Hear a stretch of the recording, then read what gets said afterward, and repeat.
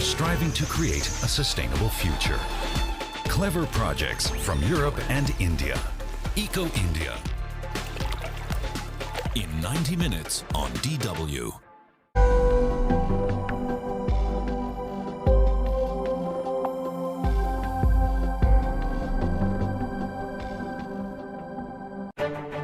The battle against COVID.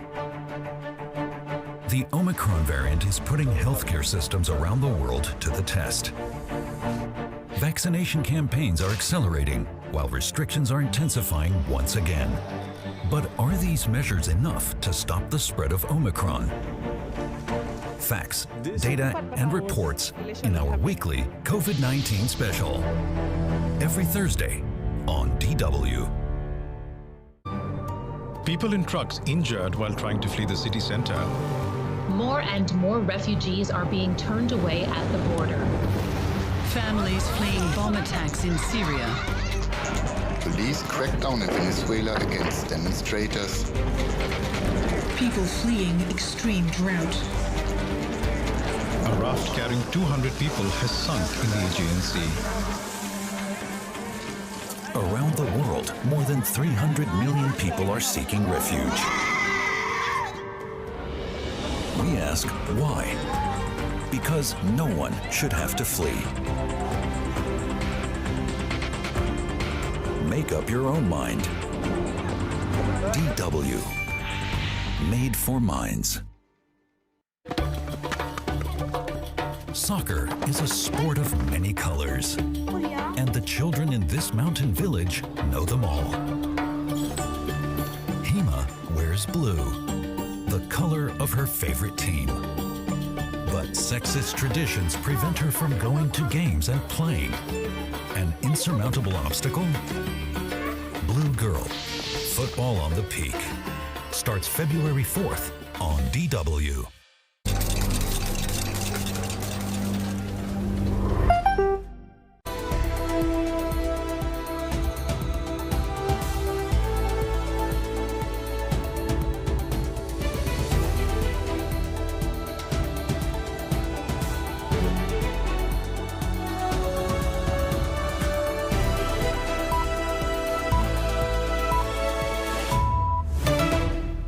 This is DW News coming to you live from Berlin. Germany marks Holocaust Remembrance Day. On this day, more than 75 years ago, Soviet troops liberated the Auschwitz concentration camp. Germany's parliament holds a special ceremony this hour to remember the millions of Jews and other minorities murdered by the Nazi regime.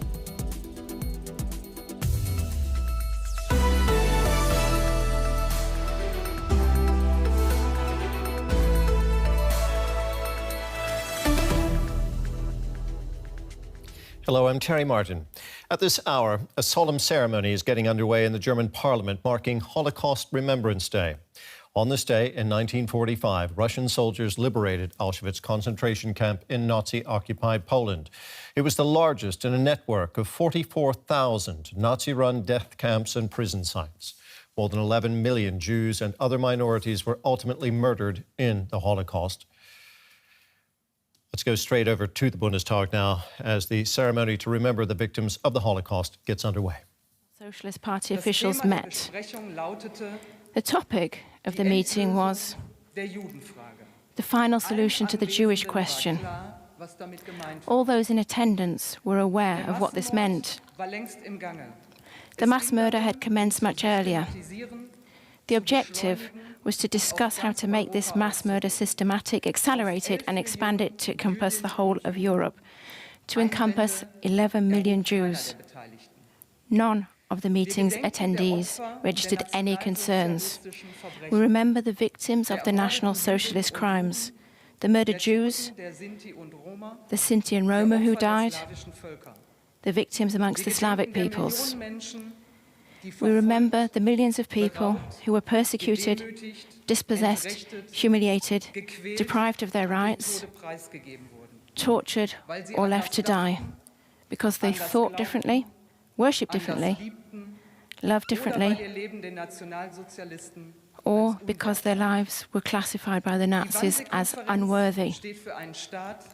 The Wannsee Conference stands for a state in which injustice was legalized, for a state which planned, organized, and administered the crime. This state was underpinned by individual people, people who became murderers and accomplices. So today is also a day of shame. Shame for what previous generations of Germans did. A shame never shown by the perpetrators. Far too few of them were held accountable by the courts. Far too many of them escaped with sentences so mild as to be an insult to the victims. And that included participants in the Wannsee Conference. My dear Ms. Auerbacher, you stand before us today as a witness of a time which, for most of us, is consigned to history. It seems far away and completely unimaginable. When you were 7 years old, you were deported with your parents to the Theresienstadt concentration camp. This was the day on which your childhood ended. Approximately 1.5 million Jewish children died in the Holocaust. And in one of your books, you write that you feel these 3 million eyes on you. And you appeal that they should not be forgotten. And making this appeal has become your vocation. Over the past years and decades, you've told your story on numerous occasions, particularly to children and young people, to ensure that they do not forget. I would like to thank you for making the trip from New York, and I know it was not easy, particularly under the difficult circumstances of the pandemic. So thank you for coming to speak to us today and telling us your story. We are honoured to have you here with us.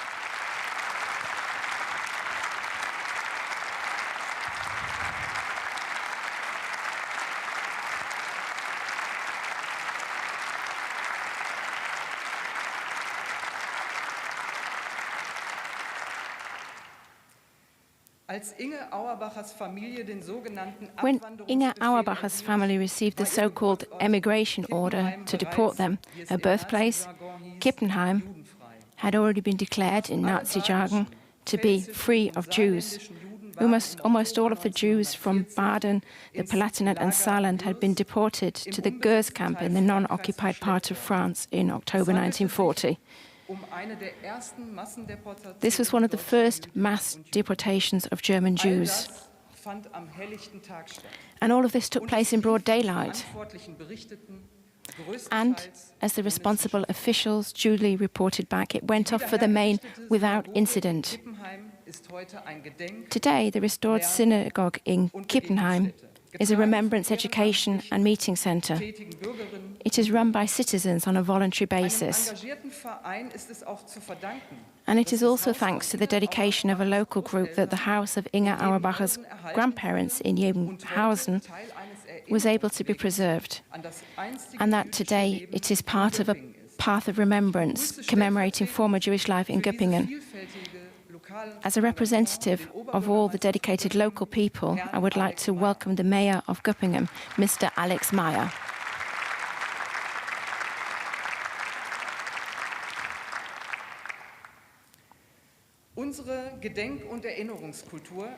Our culture of remembrance and commemoration is reliant on initiatives like this.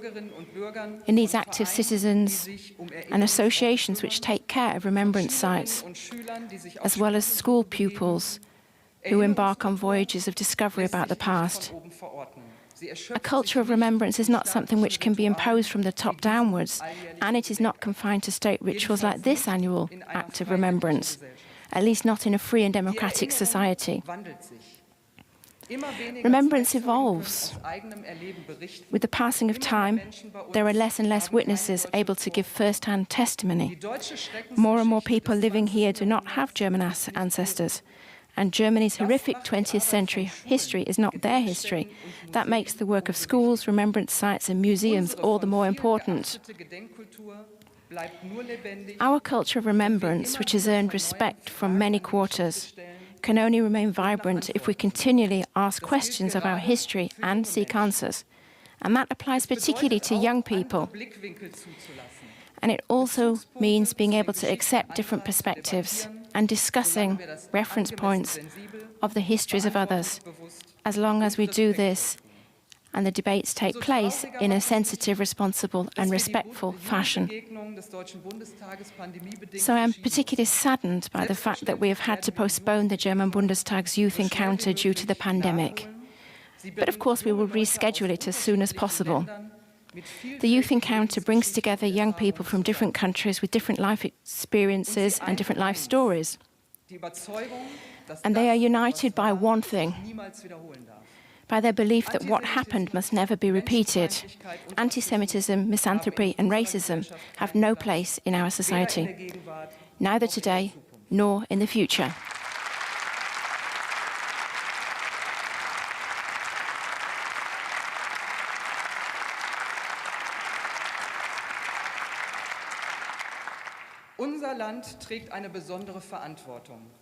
Our country bears a special responsibility. The genocide of the European Jews is a German crime. Yet it is also a past which is relevant to all, not only Germans and not only Jews. And that is why the Bundestag, together with other European parliaments, is participating in the social media We Remember campaign. Together with many others worldwide, we are taking a stance on remembrance of the Holocaust, a stance against xenophobia and anti-Semitism. But merely taking a stance is not enough. I welcome the President of the Knesset, Mr. Miki Levy.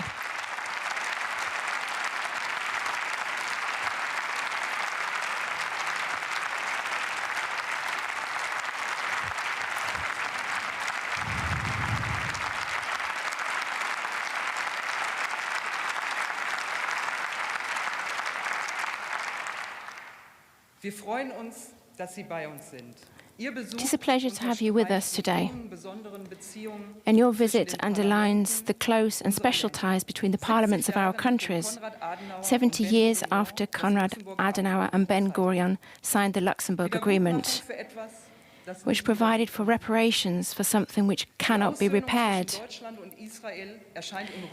Looking back, reconciliation between Germany and Israel seems miraculous, a precious gift which must be cultivated.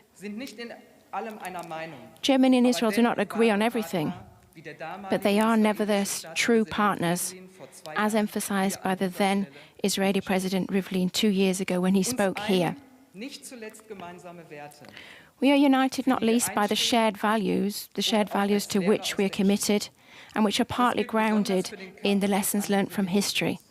And that applies particularly to the battle against anti-Semitism. We in politics and society have been engaged in this battle for many years. We have created commissions and commissioners to deal with anti-Semitism. And we have innumerable civil society initiatives and groups. And we've tightened up provisions under criminal law. We warn of the dangers and make clear that anti-Semitism is not acceptable. Full stop, no matter how it is expressed.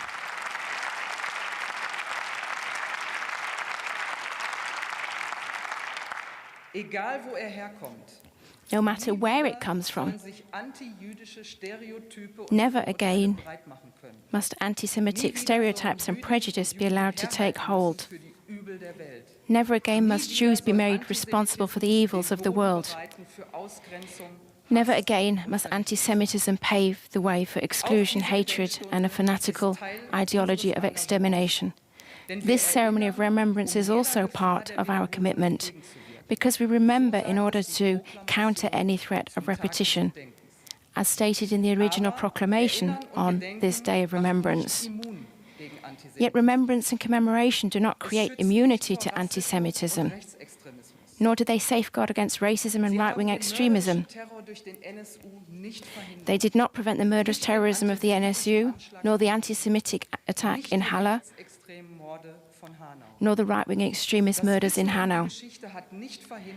And knowledge of history has not prevented 1/3 of the German population believing that the Jews might indeed have too great an influence, and has not prevented 70% of people from agreeing or partially agreeing that Israeli policy in the Middle East, and I quote, is as bad as that of the Nazis in the Second World War. And it has not prevented the pandemic from further stoking the hatred of Jews, which was already rife. So anti-Semitism is there, and it is to be found not only on the extreme margins, not only amongst intransigent diehards and a few anti-Semitic trolls on the internet. It is a problem of our society, of society as a whole. Anti-Semitism is to be found in our midst.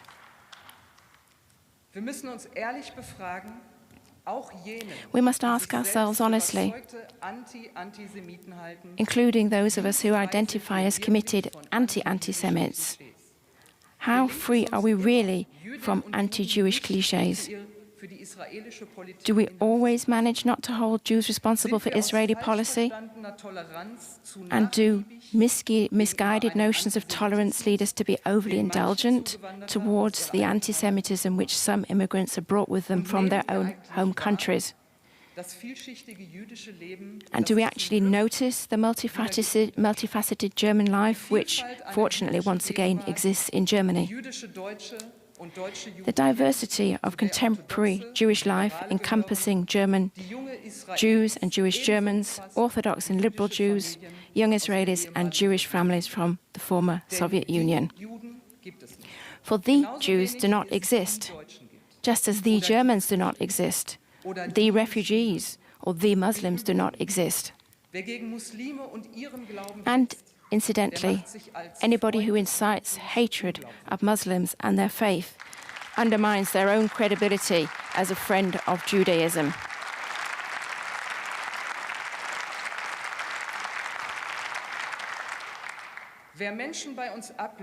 Anybody who rejects people amongst us because they are different or simply because they've not always been here should certainly not use the word freedom in this context.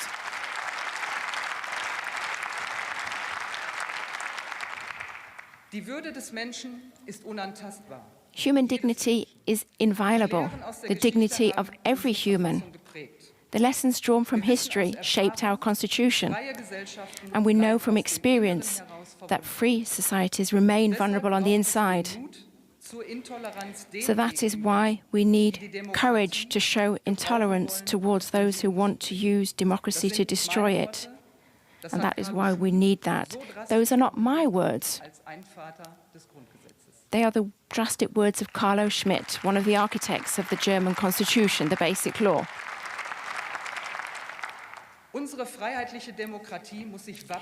Our liberal democracy must be able to defend itself against those who repeatedly invoke democracy, but actually only mean their own freedom, who emphasize their own right to tolerance, while showing only contempt for pluralism, who spread lies in order to sow the seeds of doubt, incite hatred and violence, only to later distance themselves with expressions of outrage. The majority in our country has no time for this.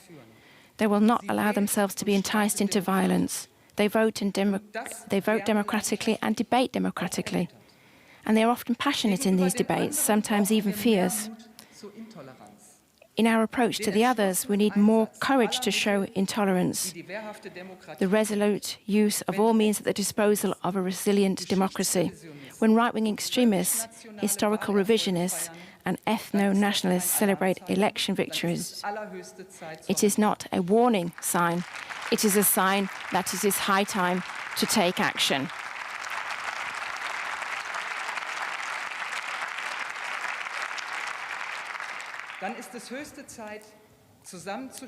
High time to stand together to defend the values and institutions of our free democratic society.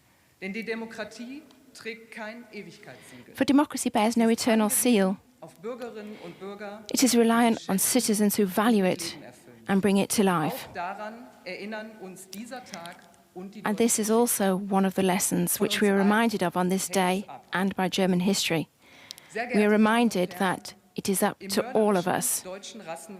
Ladies and gentlemen, A diverse culture which had grown over centuries was destroyed by murderous German fanatical racism. This impoverished Europe. Scientists, intellectuals and artists were forced out, went into exile, lost their lives. One of them was the composer from Prague, Hans Krása. His children's opera Brundibar was misused by the Nazis for their propaganda in Theresienstadt concentration camp. It was there that Hans Krása also wrote the string trio piece that we're about to hear. He died in 1944 in Auschwitz. I would like to thank the musicians from the Prague operas. I would like to thank Joet Suet, the cantor, and I would also like to thank all the other musicians and artists who have been involved in this ceremony of remembrance.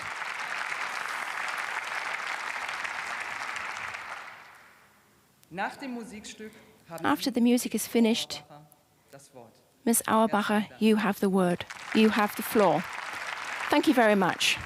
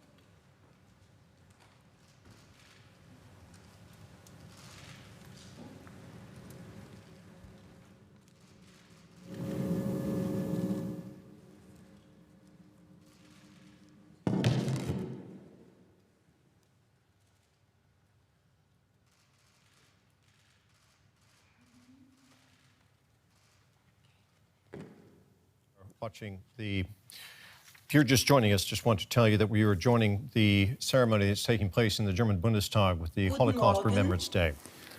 Good morning. Sehr verehrte Frau Bundespräsidentin Bas, Madam President of the Bundestag, Mrs. Bas, Herr Knesset-Präsident Levy, Mr. Speaker of the Knesset, Mr. Levy, Herr Abgeordnete Dr. Schäuble, Dr. Schäuble, Abgeordnete und Gäste des deutschen members of the German Bundestag, meine guests, Damen und Herren. ladies and gentlemen. Ich danke herzlich für die Einladung. Thank you so much for inviting me here today. Ich bin ein So, who am I? Mädel aus dem I am a badischen Jewish girl from the Kippenheim, village of Kippenheim in Baden and from Jebenhausen-Göppingen in Swabia. I was born on December the 31st, 1934 in Kippenheim. Jews and Christians lived together in peace. I was the last Jewish child to be born there, the only child of Berthold and Regina Auerbacher.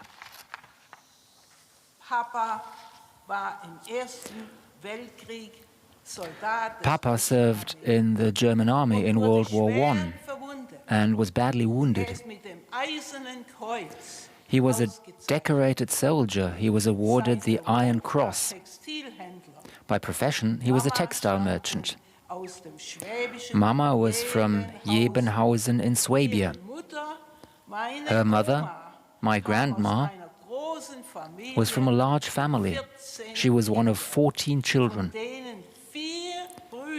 4 of her brothers fought in World War I, and 2 of them gave their lives to the German fatherland.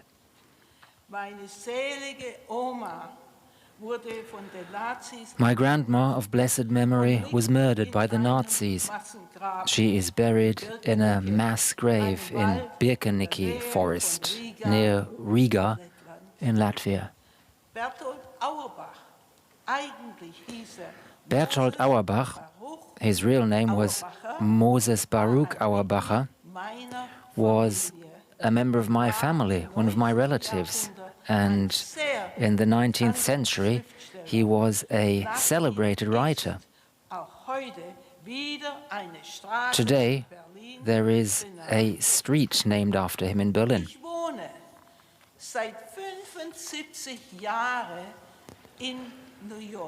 New York has been my home for 75 years, but I still have very clear memories of that dark time, a time of terror and hate.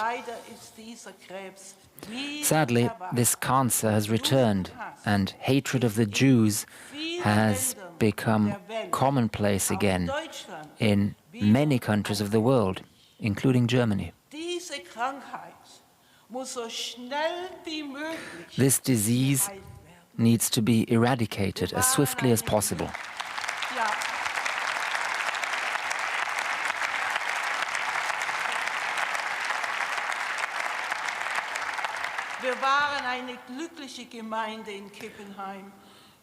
We were a happy little community in Kippenheim until something happened to disturb the peace of our quiet village. On November the 9th and 10th, 1938, riots and violence erupted against the Jewish people across Germany. Today, those events are known as the Night of Broken Glass. In Kippenheim, there was a pogrom on November the 10th. I was not even 4 years old at the time. Nazi hoodlums threw bricks through our windows. I was nearly hit by one of those stones. Our synagogue was not burnt down.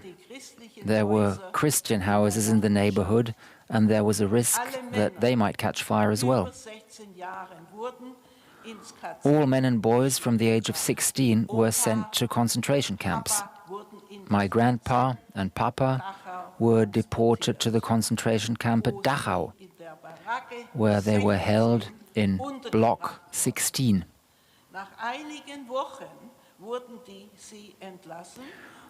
Weeks later, they were released and came back home. They told us terrible stories of the torture and abuse they had suffered. It was quite clear that it was time to leave Germany. We sold our house in Kippenheim in 1939, and Papa lost his business. We moved in with my grandparents in Jebenhausen, hoping that we would soon be able to emigrate. But where to? The doors for emigration were closing very rapidly. Soon afterwards, my grandpa died of a broken heart. New anti-Semitic laws and decrees were being issued all the time, all targeting the Jews. And yet, many of the residents of Jebenhausen remained our loyal friends, even though it was forbidden for Christians and neighbors to have any contact with Jews. Some of the farmers sometimes gave us food as well. And most children still played with me. Then I turned 6, and it was time for me to go to school. By now, Jewish children were not allowed to attend the local public school anymore. I had to walk the 3 kilometers to Göppingen and then spend 1 hour on the train to Stuttgart, where there was a Jewish school. It was the only Jewish school in the region. I had to get special permission to travel, as Jews no longer had any freedom of movement. At first, my father took me to school. Later, my parents had to work as slave laborers in a factory in Göppingen, and so I traveled to school on my own.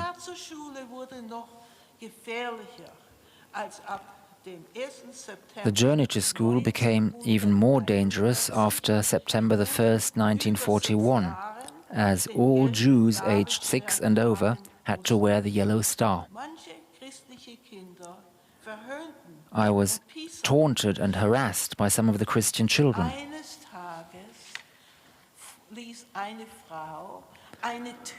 One day, a woman left a little bag of bread rolls right next to my seat.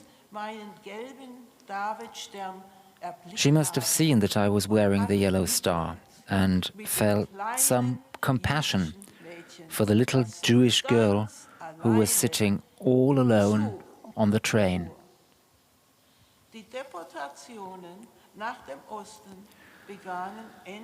The deportations to the east began at the end of 1941. My grandma and most of the children from the Jewish school were deported to Riga in Latvia. The school in Stuttgart was soon forced to close before I could finish first grade. We had to leave my grandparents' house in Jebenhausen and move into a Jewish house in Göppingen.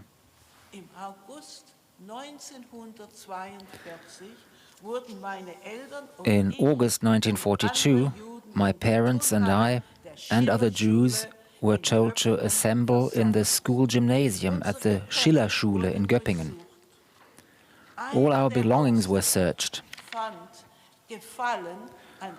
One of the guards saw that I was wearing a little wooden pin, which he liked the look of, and he tore it off me. In a harsh voice, he told me, "You won't need this where you're going." It sounds a bit different in Swabian. He said it in Swabian. And I had my doll in my arms, and he ripped her from me too, and looked inside her hollow body to see if I was hiding anything there. There were tears streaming down my face. I was so happy when he handed Marlene, my doll, back to me. From Göppingen, we were sent to the Killersberg transit camp in Stuttgart. Then, on August the 22nd, 1942, we were put on a transport made up of Jewish people from Württemberg and sent to the Theresienstadt or Terezin concentration camp.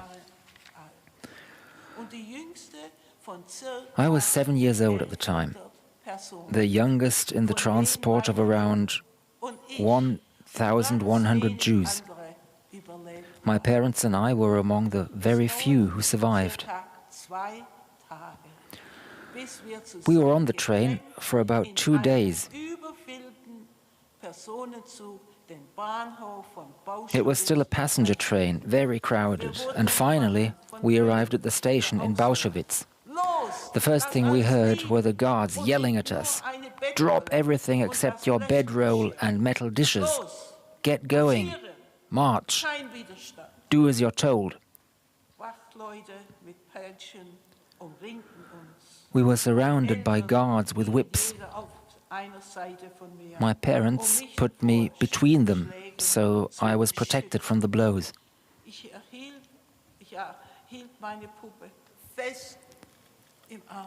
I was holding on to my doll for dear life. We walked about 3 kilometers. For the older people, it was a very long and difficult journey on foot. Finally, we passed through an entrance arch into a garrison, very large. Our quarters were located on the top story. We had no beds, there was just the cold floor. It was very, very overcrowded. Theresienstadt, or Terezin, consisted of vast red brick barracks and old run-down houses. The concentration camp was totally sealed off from the outside world by high walls, wooden fences and barbed wire. Contact with anyone outside was strictly forbidden. On October the 10th, 1941, Reinhard Heydrich, Adolf Eichmann and other Nazi high-ups had decided that Theresienstadt should serve as a transit camp for Jews before they were sent onwards to their deaths.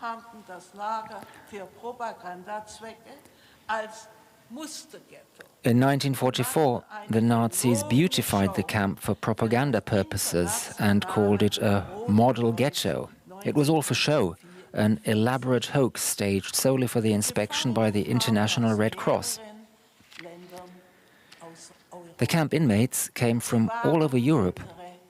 They were older people, prominent people, and many were highly decorated veterans of World War I.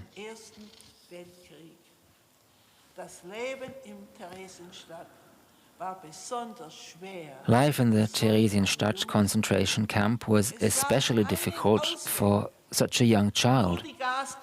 There was no escape. There were only the gas chambers at Auschwitz, starvation, suicide, or death from disease. Most families, men, women, and children had to live separately from one another, but they could still see each other. Luckily, I was allowed to stay with my parents in the quarters assigned to the disabled war veterans. We slept on sacks of straw, crowded together on 2- or 3-tier bunks. We children became independent very quickly. The most important words in our vocabulary were bread, potatoes, and soup. Life revolved entirely around food.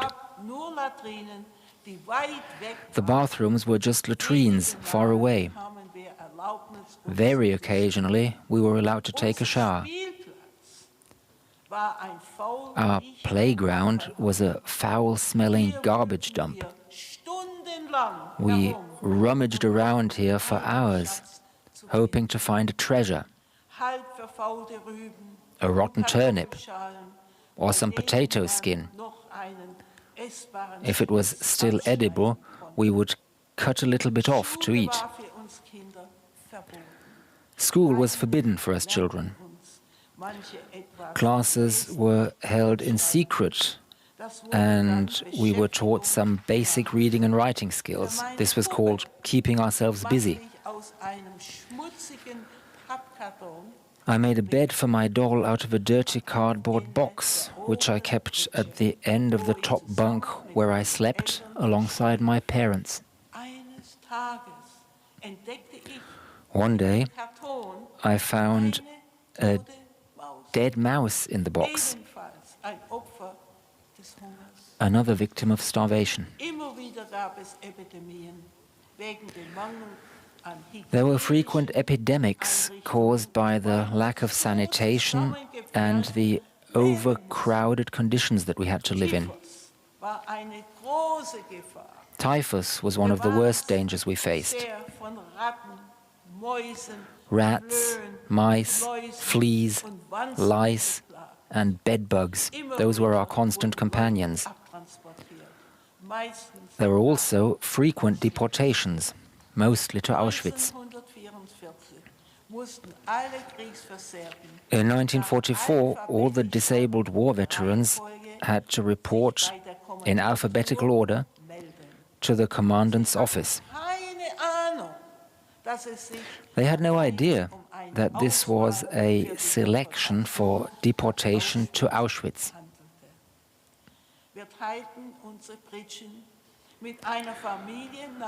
We shared our room with a family named Abraham from Berlin. They had a daughter, Ruth Nelly, who was exactly my age and who was an only child, just like me. Her father had been wounded in World War I and walked with a limp. So both our fathers were summoned to the commandant's office at the same time. A few weeks later, all three members of the Abraham family were deported to the east. By a miracle, we were left behind. Ruth and I were like sisters, and we promised to visit each other.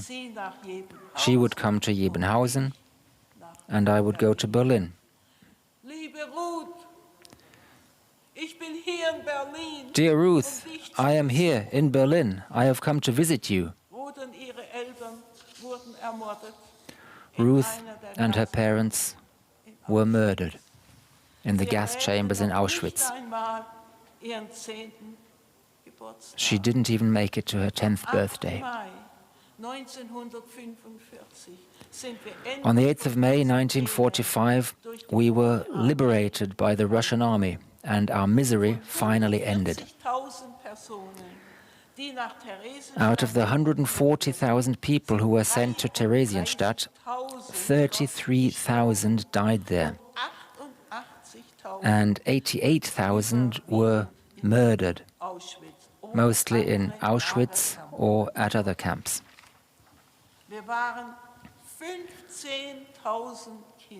15,000 children passed through the Theresienstadt camp, and very few of them survived. Miraculously, I am one of them. Let me add something. I'm wearing a butterfly here today, and it's not only a piece of jewelry. A Czech boy, Pavel Friedman, wrote a poem in Terezin. He wrote, "I never saw a butterfly again." And this symbol, the butterfly, is a symbol for the 1.5 million Jewish children who were killed. So we always wear this butterfly. and I'm wearing it today, especially here at the German Bundestag.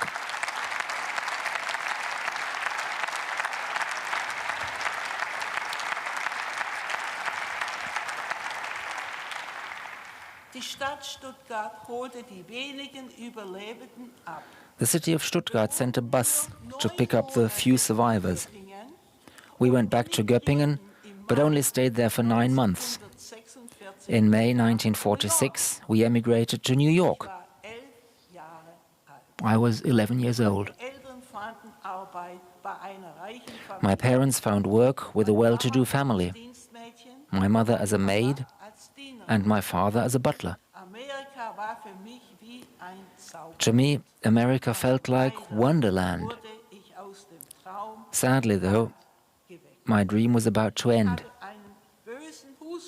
I had a very bad cough, so I was taken to the doctor. After he examined me, he told my parents, "Your daughter is very sick. She has tuberculosis in both lungs. She has to go to hospital right away." The doctor told my parents that the disease was caused by the 3 years in the concentration camp, where I had been undernourished and lived in filthy conditions. I was placed in a community hospital. I could hardly believe it. I thought, I'm being locked up again. This can't be true. My face was awash with tears. I had to spend 2 years in bed and undergo painful medical examinations. Finally, my parents said it's enough. They had found an apartment in Brooklyn by that time and they took me home. Within a few months, however, I was in an even worse state than before, with bleeding in my lungs and very weak. I prayed to God, "Please, don't let me die. I want to live." By a miracle, a new drug came out, streptomycin, the first antibiotic that was effective against tuberculosis. A Nobel Prize was awarded for its discovery. I had to stay in bed for another year, but I was so thankful because those painful injections of streptomycin cured me. Finally, aged 15, I started school, and I finished high school in 3 instead of 4 years. I was very interested in science, so I went to college to study chemistry. After a few years, I got sick again. I had to spend another 12 months in bed and take 26 pills a day and 2 shots of streptomycin. Then, at last, I went back to college and completed my studies. For 38 years, I pursued a career as a chemist in medical research and clinical work. To sum up, as far as I know, I am the only child survivor who was deported from Stuttgart to the concentration camps. 20 members of our family were murdered by the Nazis. I spent 3 years in the Theresienstadt concentration camp. I endured 4 years of bed rest due to the severe effects this had on my health. I lost 8 years of schooling and suffered 4 years of stigmatization from having to wear a yellow star, as well as stigma because of the pernicious disease, which deterred partners from marrying me. I never got to wear a wedding dress. I will never be a mum or a grandma. But I'm happy. The children of the world are my family.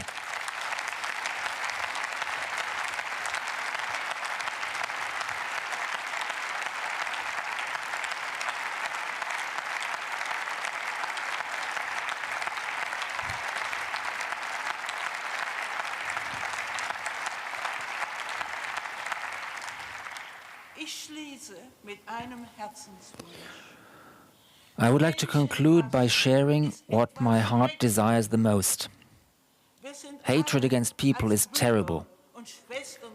We are all born as brothers and sisters. My greatest wish is reconciliation among all people. So light a candle today to remember the murdered, innocent children, women, and men. Light a candle to celebrate life and hold back the darkness. Take care of your sisters and brothers, then you will always be blessed. We are all born as children of God. The gates to unity and peace are opening.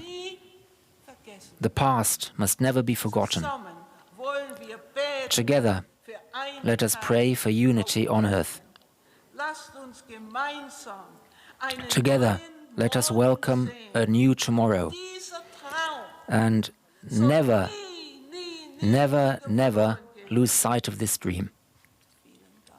Thank you very much.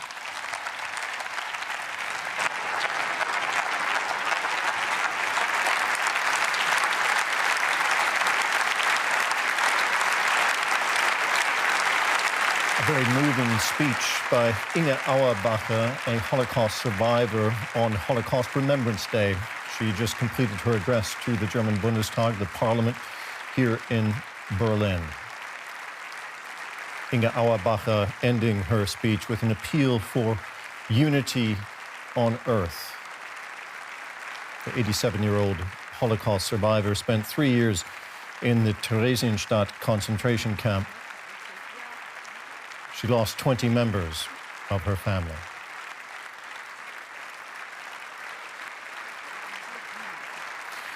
She now lives in New York.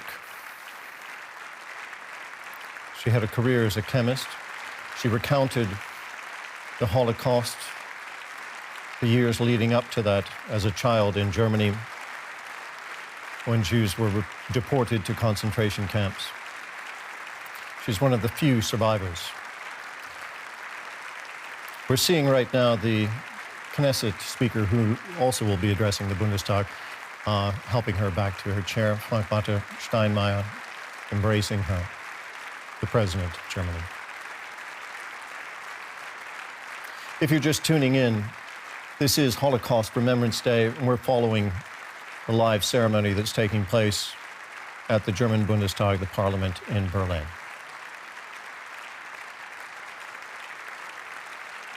Standing ovation for Inge Auerbacher, having delivered a very moving speech recounting her life in Germany and her recovery in the United States following the liberation of the Theresienstadt concentration camp, where she spent 3 years. She described the horrible conditions. We're now going to hear a musical interlude, songs of the Jewish resistance. These songs will be performed by a number of musicians, including cantor Jud Sorek of the liberal Jewish community in Hanover. All the composers had been interned at the Theresienstadt concentration camp.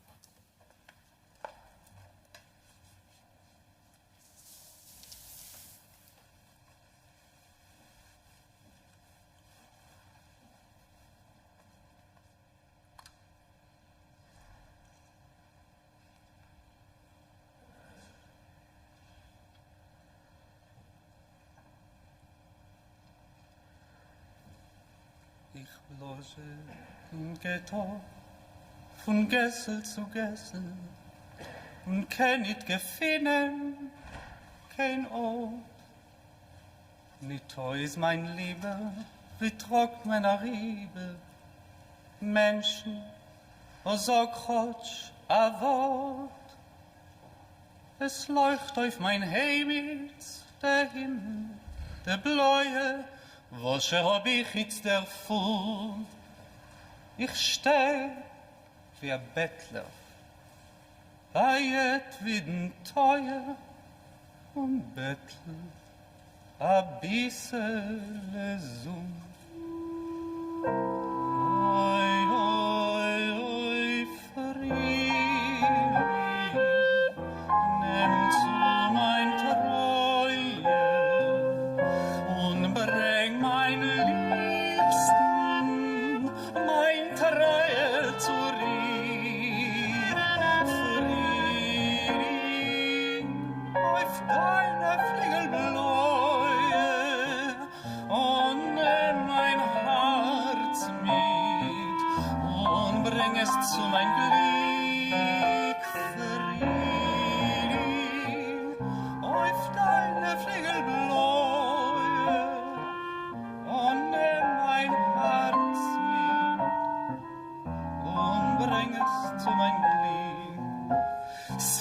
Ja, der Frühling war früh und gekommen, zerbläht hat sich Bänkschaft noch dir. Ich seh dich wie ins der Ballon mit Blumen, auf Rediker gehst du zu mir. Die Sonne hat vergossen dem Welt einen Strahl, zerschüttelt so die Erde in Berlin. Mein Treier, mein Liebster, wo bist du verfahren? Du gehst nicht heraus von mein Sinn, Frühling.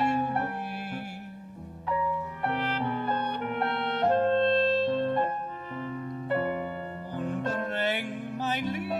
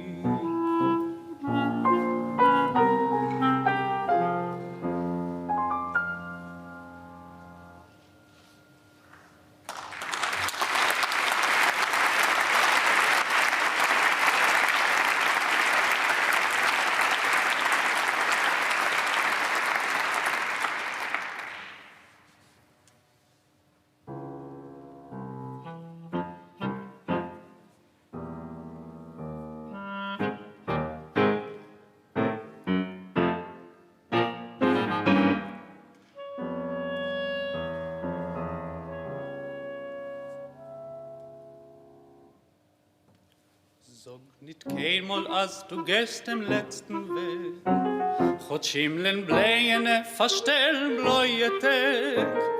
Kommen wird noch unser ausgebäckte Show, Sveta beugt on unser Trott, mi seinen da. Kommen wird noch unser ausgebäckte Show, Sveta beugt on unser Trott, mi seinen da. Von grünen Palmenland bis Land von weißen Schnee. Wir kommen an mit unser Pein, mit unser Weh. Und wo gefallen ist ein Spritz von unser Blut, sprotzen wird dort unser Gwure, unser Mut. Und wo gefallen ist ein Spritz von unser Blut, sprotzen wird dort unser Gwure, unser Mut. Das Lied geschrieben ist mit Blut und nicht mit Blei. Es ist nicht kein Liedl von a Feige läuft der frei. Das hat a voll zwischen Fallen dick gewähnt. Das Lied gesungen mit na Ganges in die Hände.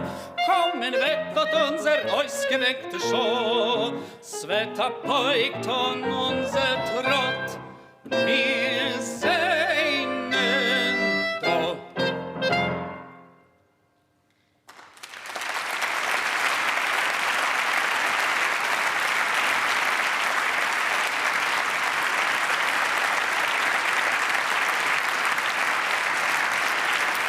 That was Cantor Yud Sodrick of the liberal Jewish community in Hanover performing during this commemorative ceremony taking place in the German Bundestag on Holocaust Remembrance Day. The music that was just performed, like all music that is being performed during this ceremony today, composed by someone who had been interned at the camp. We're about to hear now Miki Levy, Speaker of the Israeli Parliament, the Knesset.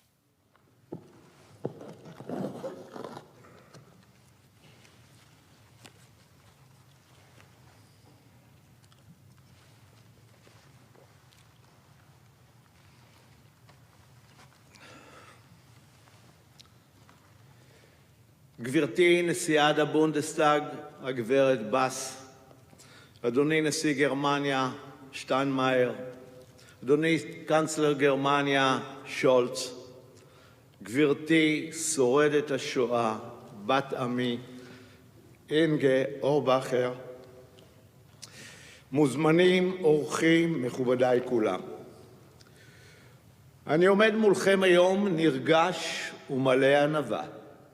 ביום השואה הבינלאומי, יום ההנצחה לקורבנות הנציונל-סוציאליזם.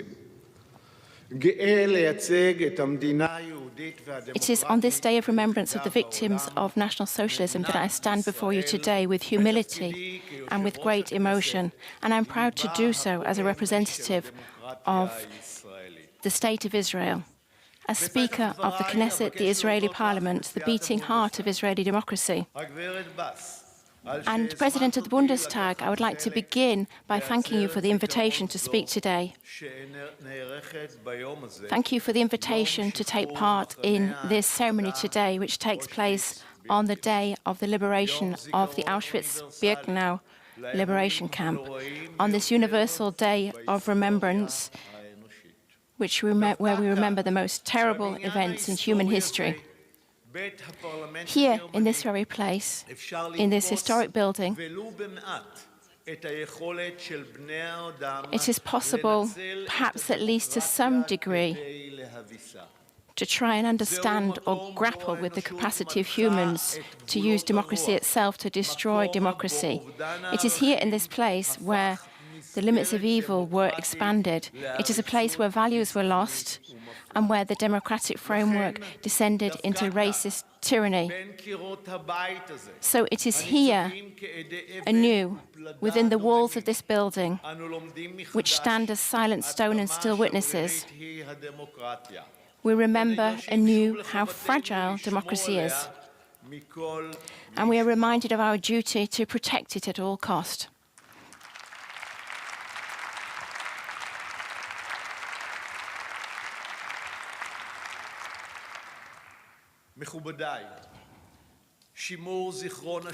Ladies and gentlemen, keeping alive remembrance of the Holocaust is a difficult task, a task which must be shouldered by every generation anew. This task of passing on knowledge of the horrendous events of the past to future generations. And when remembering the Holocaust, often huge figures are cited. They are incomprehensible statistics often. But can a figure like 6 million be communicated in any way? And the sheer scale of this number creates a certain distance. And this does a disservice to the victims and survivors of the Holocaust, because it further dehumanizes them.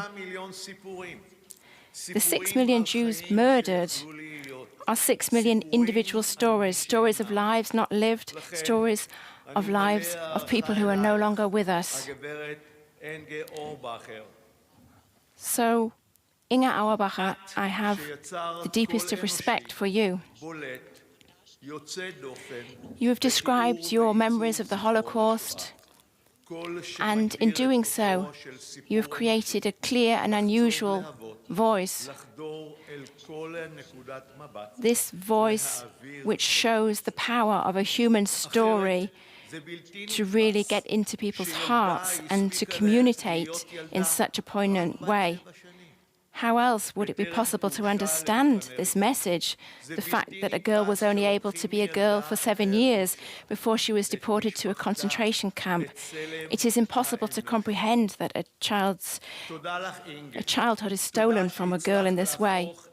Her family dignity was stolen from her. I would like to thank you Inge. Thank you for managing to make the incomprehensible comprehensible.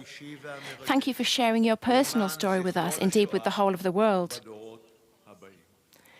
in order for memories of the Holocaust to be passed on to future generations.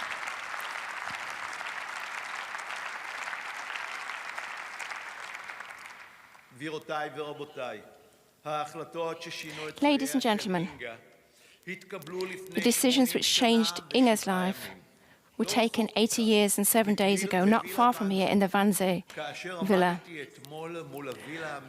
I was able to visit this grandiose villa yesterday, and it rendered me speechless. I felt the incredible discrepancy between the innocuous flower beds, the lake shimmering beyond, and the terrible cruelty which was planned here in this place, the machinery conceived to annihilate European Jewry. The blood-chilling Wannsee conference was intended to coordinate the different areas to achieve the overarching goal of the Nazi regime, which was to extinguish every memory of the Jewish people. This was annihilation and mass murder which was planned in advance, which stemmed from inexplicable hatred and was carried out in a systematic fashion.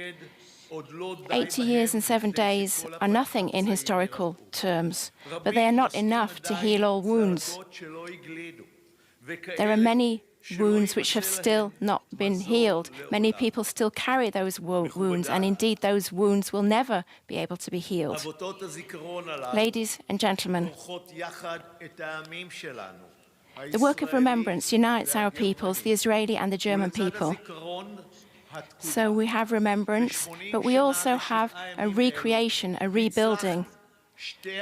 Over these 80 years and 7 days, our two countries have been successful in rising again from these national traumas and to create something new. Two nations hovering between death and life, and two nations choosing life every day anew.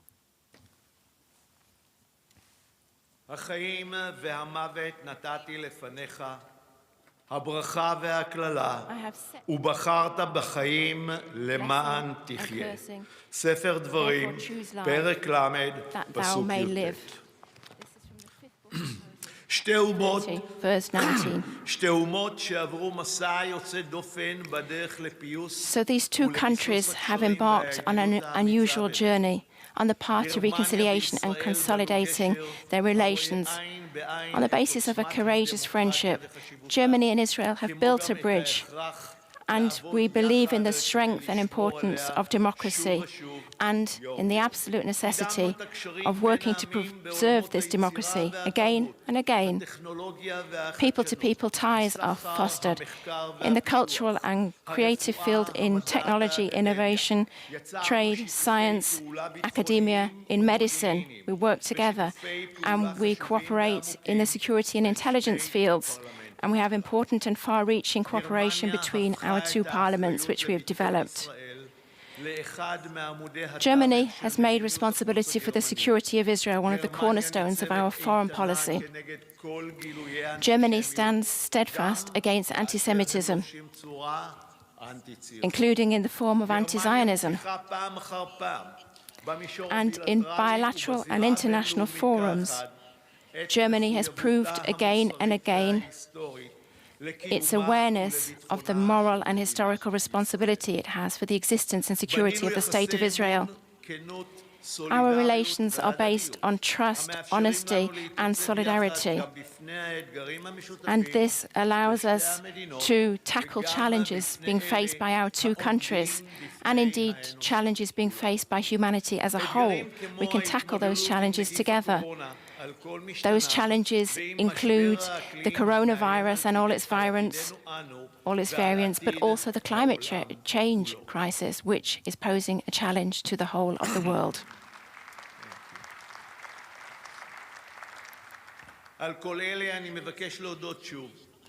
I would like to say thank you once again to the previous Federal Chancellor, Angela Merkel, for all of this. She only recently retired from her long term in office.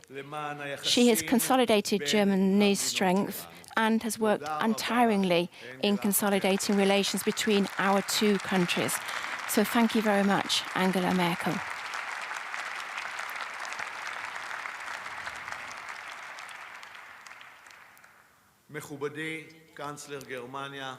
Ladies and gentlemen, Federal Chancellor Olaf Scholz, the state of Israel is counting on you.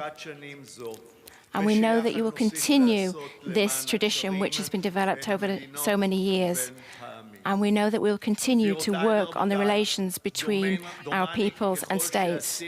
Ladies and gentlemen, we have done a great deal, yet we still have a responsibility to do even more. And we retain this remembrance in order to support humanity in the future and for eternity. In the end, however, we need to create a vision from this remembrance.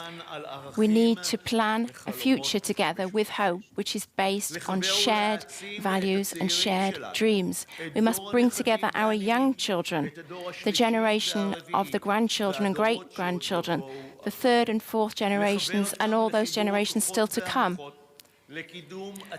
We must encourage them to work together in the interest of a history full of inspiration and founded on the values of democracy, freedom, and tolerance. These are values which Germany and Israel share. We must foster the good in our young men and women. We must warn them against hating others simply because they are different.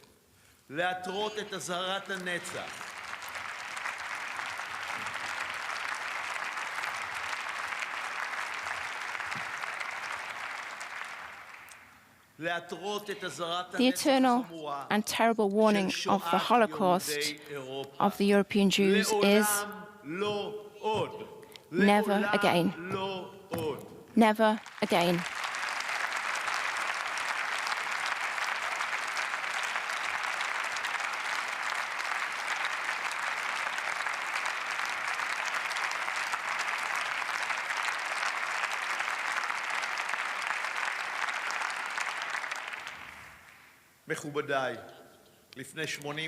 Ladies and gentlemen, 80 years and 7 days ago, they wanted to annihilate the Jewish people. Since then, our people has risen once again. We have an independent state, our historic homeland, the state of Israel. Today, we want to remember, we will always remember, and we want together to build a bright future.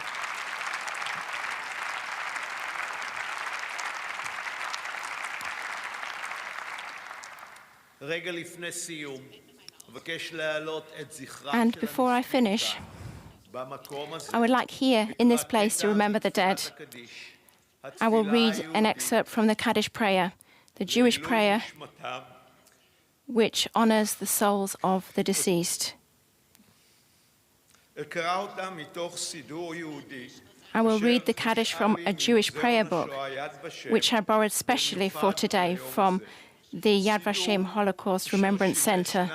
This prayer book was used by a Jewish German boy at his bar mitzvah on the 22nd of October 1938, shortly before the November pogrom, also known as Kristallnacht.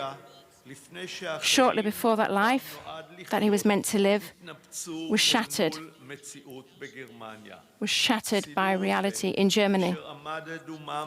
This prayer book, which, against the background of the atrocities of the Holocaust, bore silent witness, like the walls of stone and steel of this building. So I will now read the Kaddish prayer for Israel.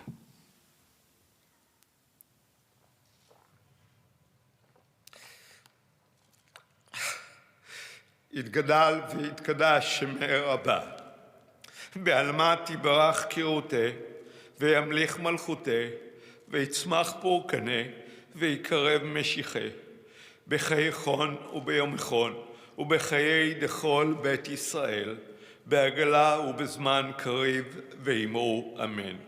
עושה שלום במרומיו, הוא ברחמיו יעשה שלום עלינו ועל כל עמו ישראל ואמרו אמן. תודה רבה.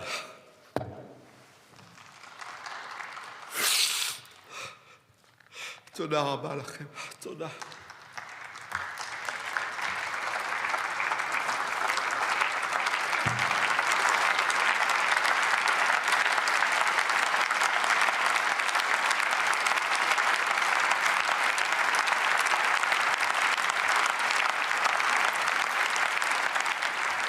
Mickey Levy, Speaker of the Israeli Parliament, ending his speech to the German Bundestag during the ceremony on Holocaust Remembrance Day.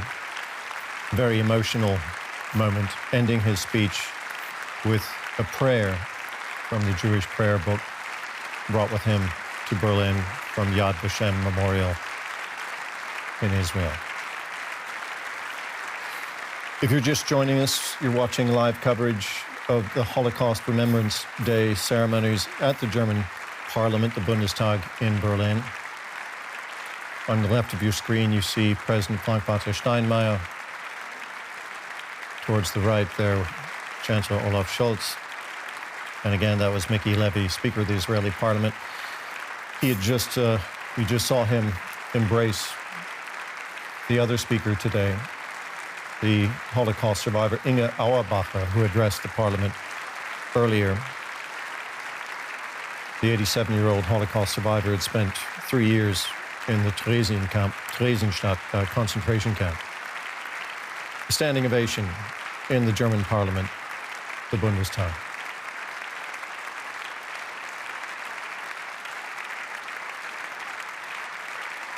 It's Bärbel Bas in the center of your picture, the President of the Bundestag.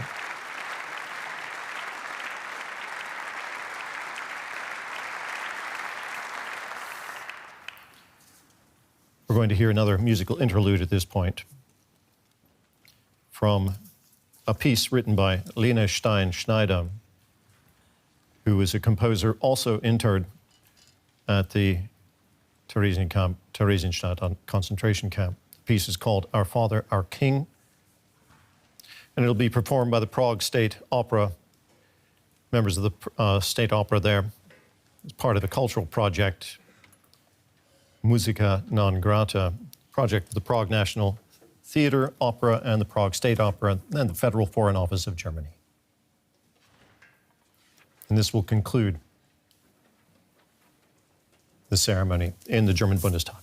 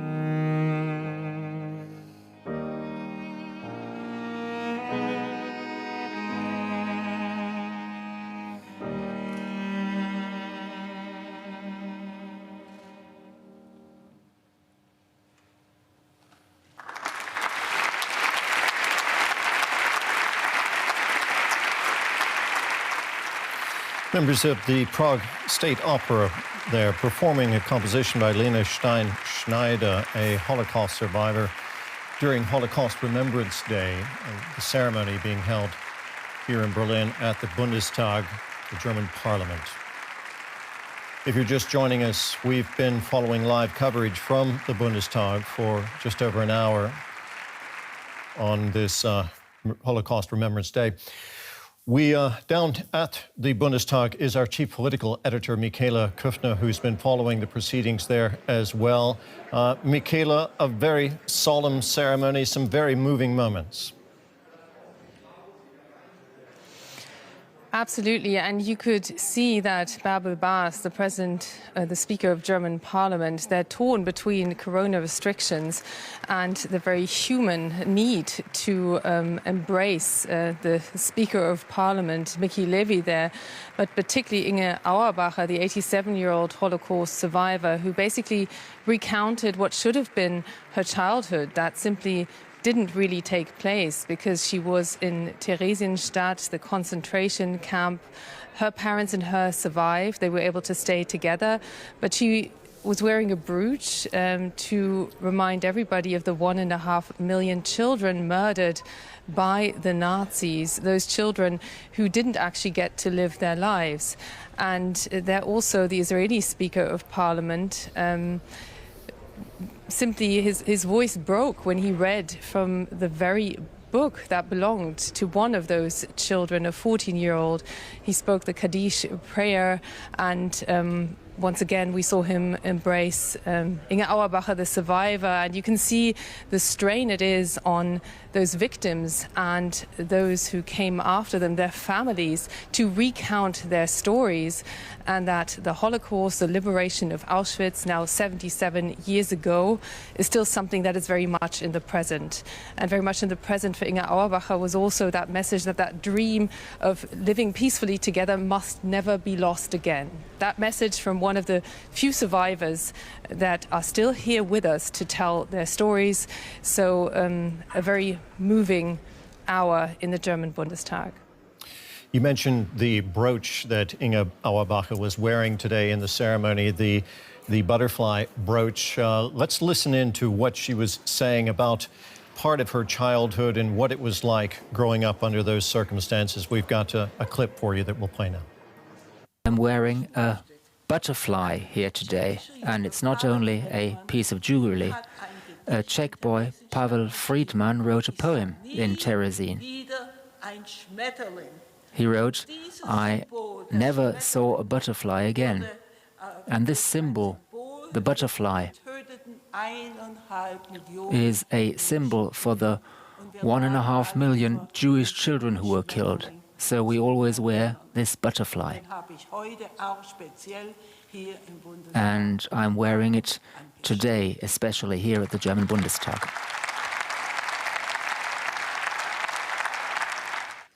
And that was just a very short excerpt from the speech delivered to the Bundestag today by Inge Auerbacher, the Holocaust survivor, 87 years old.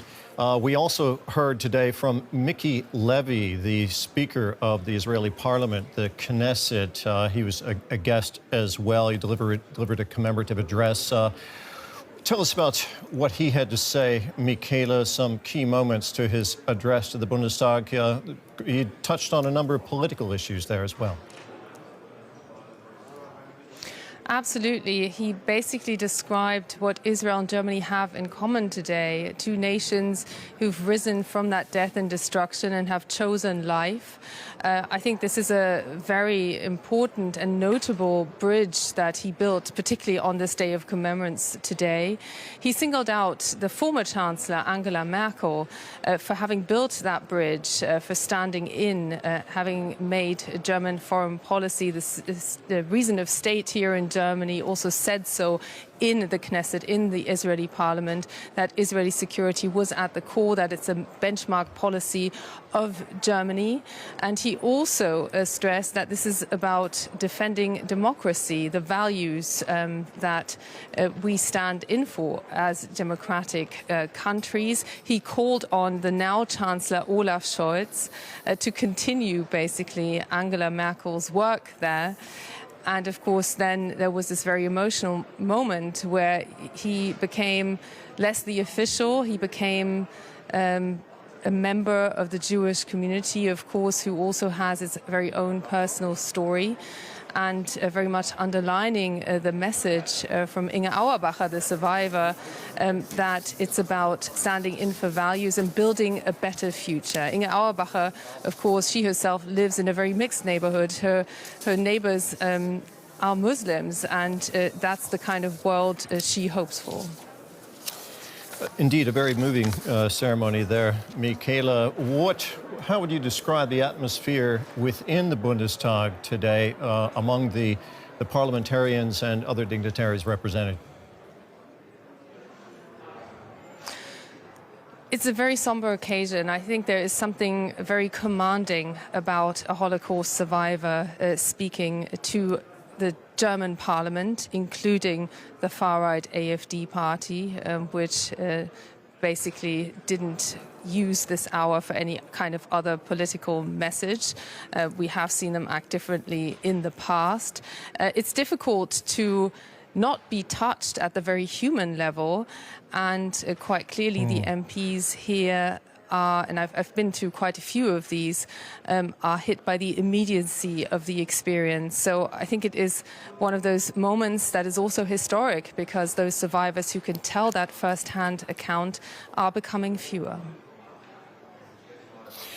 Michaela, thank you very much. That was our political correspondent, Michaela Kufner, our chief political editor down at the Bundestag here in Berlin, where we have just concluded the Holocaust Remembrance Day ceremonies. Thank you very much, Michaela. Just going to quickly round up our top story again at this hour here at DWTV. German Parliament has marked Holocaust Remembrance Day with a special ceremony. On this day, more than 75 years ago, Soviet troops liberated the Auschwitz concentration camp, the largest death camp, the largest Nazi death camp.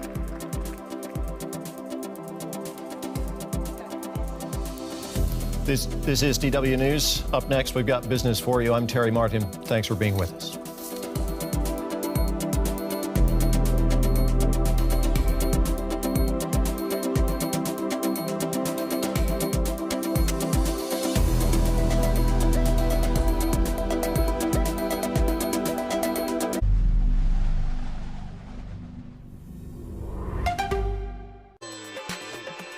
Eco-India. How can a country's economy grow in harmony with its people and the environment? When there are doers who look at the bigger picture. India, a country that faces many challenges and whose people are striving to create a sustainable future. Clever projects from Europe